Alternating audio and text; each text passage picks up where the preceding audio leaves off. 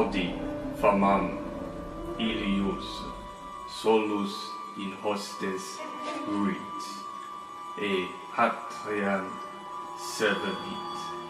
Audi famam ilius concurrit caeco, tecigit destruem. Audi famam ilius. Audi famam ilius. Spes omnibus mihi coque. Spes omnibus mihi coque.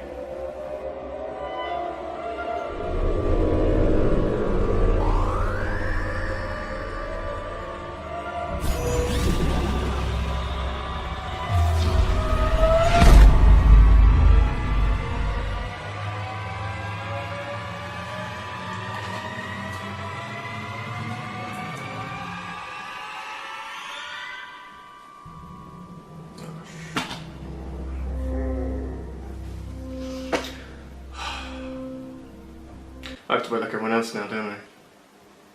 Fuck.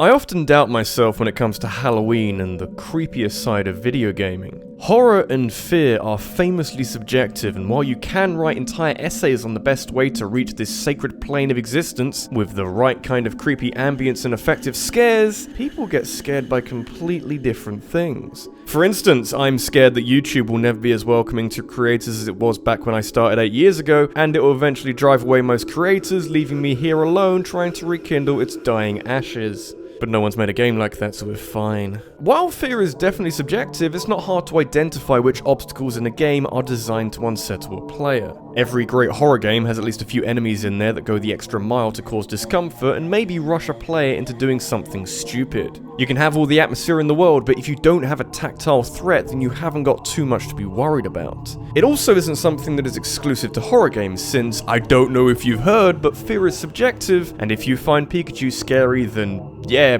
sure, you go with that. You must have led an interesting life to arrive at that conclusion, though. This probably isn't the video for you.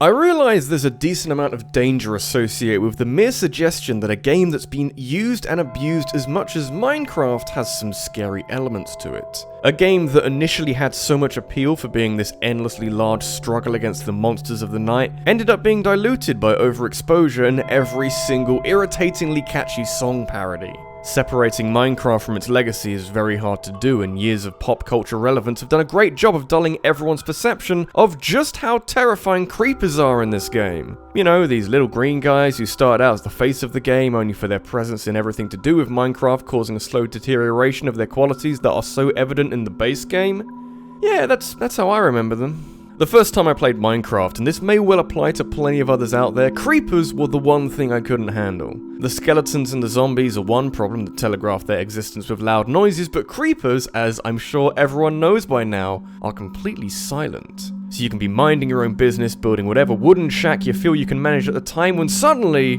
oh fuck. And Minecraft might be overexposed and a little stale at this point, but no amount of desensitization to creepers will erode the sheer terror you feel when A, one of them sneaks up behind you without noticing, and or B, when one of them destroys either you or something you've worked hard on. The inevitability of there always being a creeper nearby creates a lot of fear, and no amount of merchandising is gonna ruin that. Kids doing the floss dance though? Maybe. Or maybe I'm just getting old.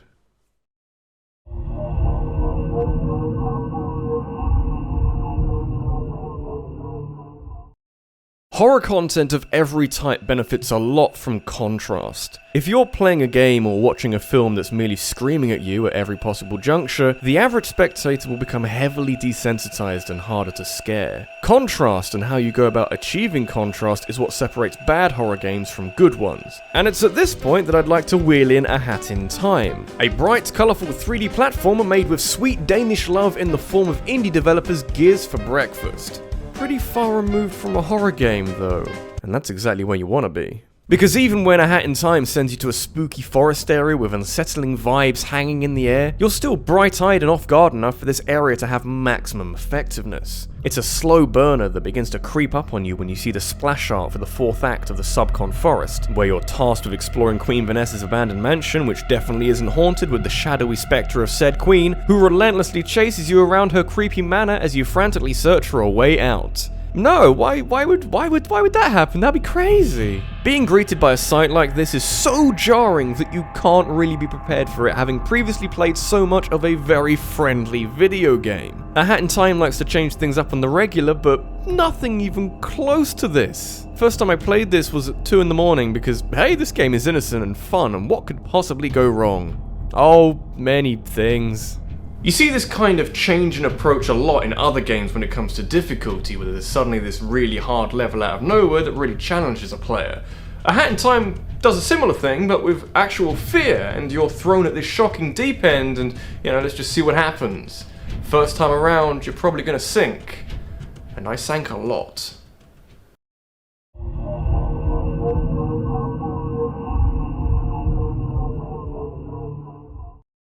We'll be talking about horror games eventually, but I want just one last opportunity to talk about the possibilities that are opened up by putting scary enemies in non-horror genres.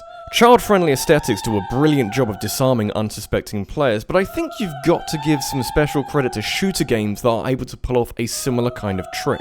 You play a game like Left 4 Dead with certain expectations, and being thrust into a scenario that requires you to stop shooting and silently trickle past a very powerful enemy is not one of them.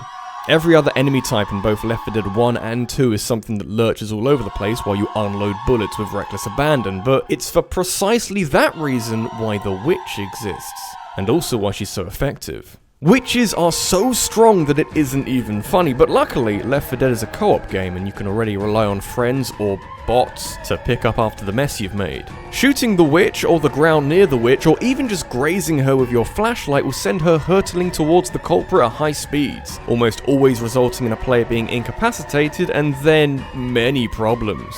This kind of power and the amount of shit you can get into from startling the witch is what makes her so scary. Since every other moment of both Left 4 Dead games you can spray bullets around without a care in the world, but this just doesn't work with the witch. Your group will end up dropping silent in an attempt to sneak past an identified witch, and that generates some legit tension. Especially because you're probably playing with dickhead friends who shoot at everything, and somehow you always get jump scared by the witch leaping on you since you're apparently closest. Get used to this sight, you'll be seeing it a lot.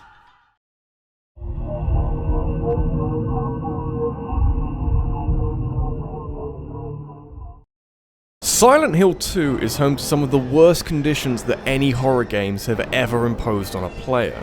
Atmosphere is thick with tension as you drift around the town of Silent Hill without any real purpose other than survival against the odds and maybe a hint of curiosity as to the true nature of these characters. There's also the small matter of Pyramid Head, who constantly torments protagonist James Sunderland and is used as a physical manifestation of James's own desire to be punished for the death of his wife. Yeah, this was another time when Silent Hill knew what it wanted to be and when Konami had a modicum of respect for its own properties. Pyramid Head rightly deserves its place among the most iconic enemies in games. But is it scary though? Yeah. I mean, of course it is. You can't have that much subtext that links symbolically to the whole theme of Silent Hill 2 without also being a terrifying creature to be around, but it's not perfect. Design-wise it is, because the faceless Pyramid Head makes for a brilliant unidentifiable creature that you can't really understand or associate with anything tangible other than a guy with a triangle on his head. But Silent Hill 2 came out in 2001, which is a fact that is painfully evident whenever you fight Pyramid Head and watch him lumber around the room in a display that is way funnier than it should be. All the cutscenes with him are terrifying, but being face to face with him is just kinda wonderful. Still scarier than half the crap they showed in future games, even this abomination from the 4th game. That's when you know you're doing something right.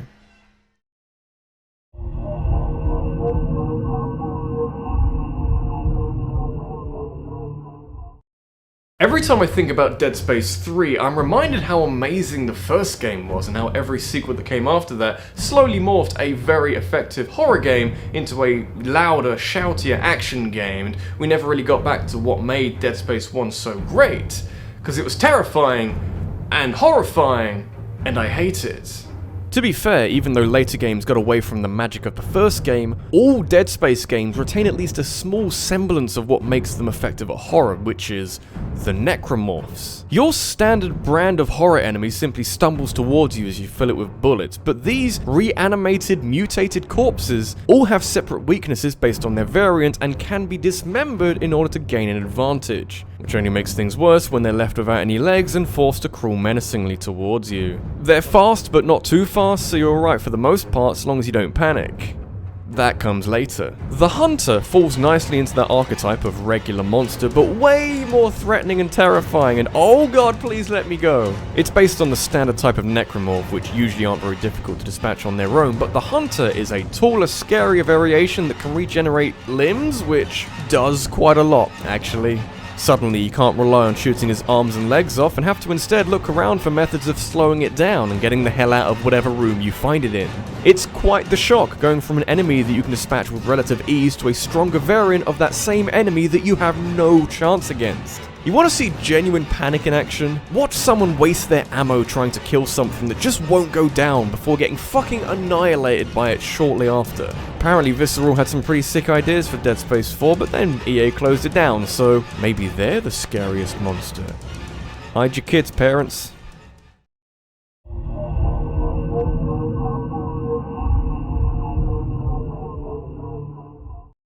Video games take a lot of inspiration from films. Without the likes of Blade Runner, we wouldn't have gotten games like Deus Ex or Flashback, and 3/4 of the Indiana Jones franchise had a clear influence on Lara Croft in Uncharted. This extends into the designs of enemies in certain scary video games, since it's one thing to watch a character struggle with some face-hugging insects, but it's something altogether more horrifying to deal with it yourself. I don't think it's too much of a stretch to compare Half-Life's Headcrabs to the iconic facehuggers, but there is a key difference in how they go about getting things done.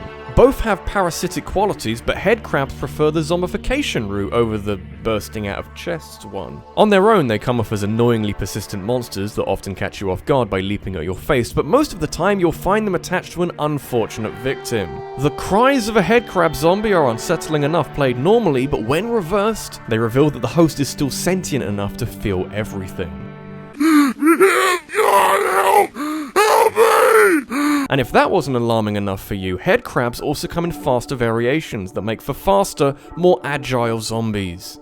I'm gonna need you to stop doing that right now, otherwise I'm gonna be really sad really quickly. You don't want that.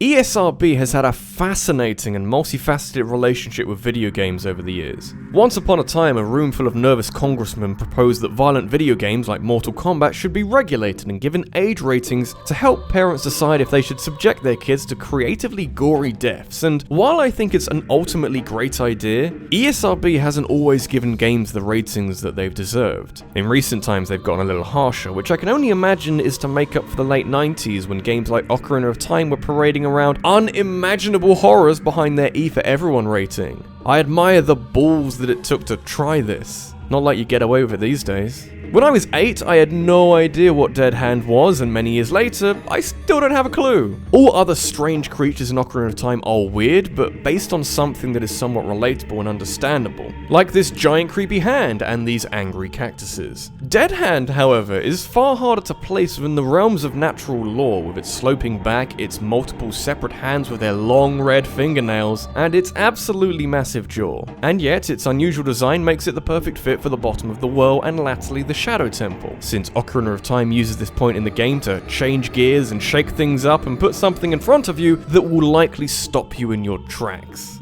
Necks shouldn't bend this way, and boss fights shouldn't require you to become trapped by these long hands and escape before you get jumped on. Also, don't make its corpse twitch when it dies. That's just taking the piss.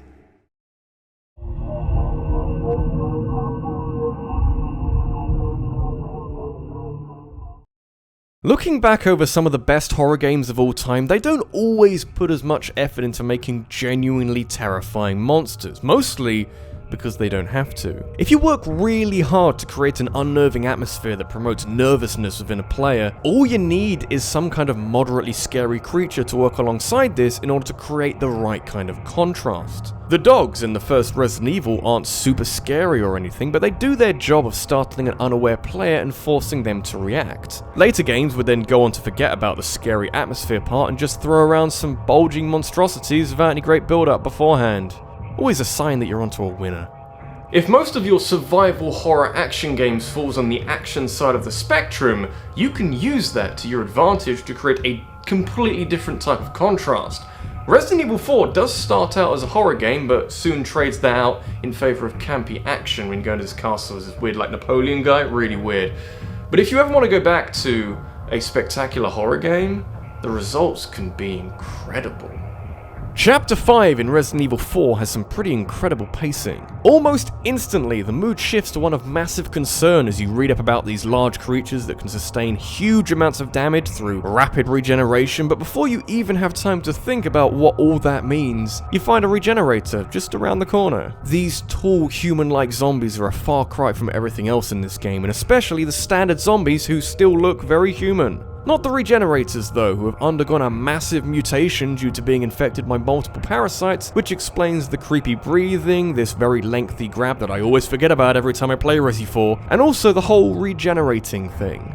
Forcing the player to stop and slowly aim at the infrared weak spots as this thing slowly staggers towards you is frankly incredibly evil, but something I can have respect for. Resident Evil 4 does mark itself as a transition to a different kind of horror, but the regenerators are some top quality material. My first experience of this game was when I was 10, and it was dealing with regenerators without the infrared scope. I like to think that it molded me into the man I am today, the vulnerable, easily scared man I am today.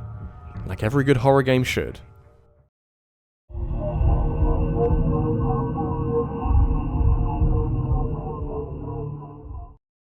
2010 was a year in which horror didn't know what it wanted to do with itself, mostly because there weren't many horror games released in that year. Resident Evil was in that horrible period between the 5th and the 6th game, Deadly Premonition had critics fighting over how to feel about this impossibly polarizing game, and I don't know, would you really call Dead Rising 2 horror at that point? Not a great time to be a fan of horror games, but that would only be the case if you conveniently and inexplicably forgot about Amnesia: The Dark Descent. And I don't know why you'd ever do that if you weren't setting the scene for a YouTube video about the scariest monsters in the video games. What would you possibly stand to gain from that? Vanilla Amnesia is such a smart horror game while also being a surprisingly simple one. Darkness makes it harder for monsters to spot you, but it also causes your sanity meter to slowly rise, resulting in hallucinations and an increased vulnerability to the Gatherers, the primary source of scary shit in this game. If you're lucky enough, or just really good at Amnesia, you won't have to worry about these guys all that much, but on a first playthrough, you'll quickly learn both how exposed you are and how little room for error you have. Everything to do with the sanity meter has some kind of effect on how the Gatherers pursue you around this castle, and the sheer anticipation you feel as you hide nearby is more than enough for the panicky realization that you aren't safe to land like a nuclear bomb. It takes a lot to pluck up the courage to retry when you die for the first time in Amnesia. Can't say that there's too many other games like that out there.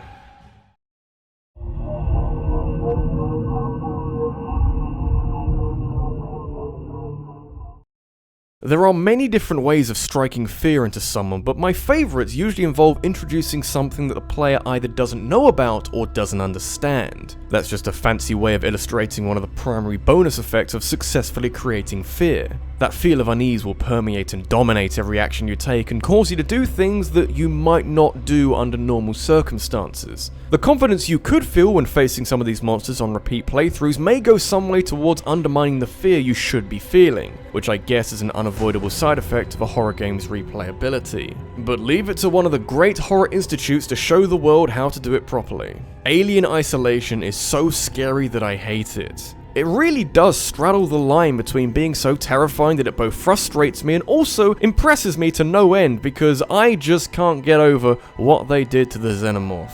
I had Aliens Colonial Marines freshly stewing away in the back of my mind while playing Isolation, and I couldn't help but notice that the titular alien in this game had its shit together in a more noticeably competent way. And when you have a template as famously terrifying as the original Alien film, you just need to make it like that.